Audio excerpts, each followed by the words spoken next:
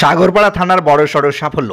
আবারও আগ্নেয়াস্ত্র সহ গ্রেপ্তার এক যুবক। মুর্শিদাবাদের সাগরপাড়ায় গোপন সূত্রে তথ্যের ভিত্তিতে সাগরপাড়া থানার ভারপ্রাপ্ত আধিকারিক মোহাম্মদ খুরশিদ আলমের নির্দেশে গতকাল রাতে সাগরপাড়া থানার সাহেবনগর গ্রাম এলাকায় মাঠপাড়া কালভেটের কাছে বিএসএফ রোডে টিকটিকিপাড়া এলাকায় বিশেষ অভিযান চালানোর সময় এক যুবককে আটক করে জিজ্ঞাসাবাদ করলে তার কাছ থেকে উদ্ধার হয় একটি উন্নত মানের পিস্তল, 3 রাউন্ড গুলি ও একটি ম্যাগাজিন।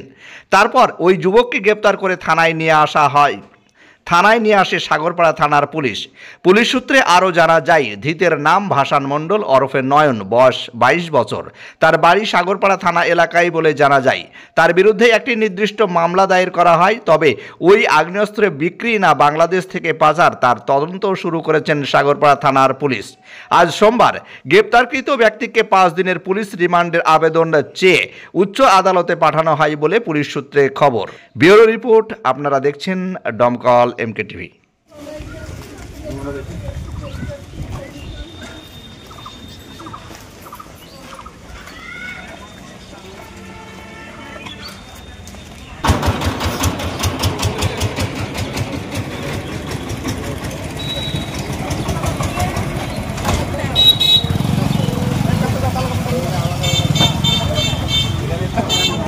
আপনার স্বপ্নের বাড়িতে টাইলস, মার্বেল ও গ্রানাইট পাথর বসাতে চান? তাহলে আজই আসুন অঞ্জলি হার্ডওয়্যারে।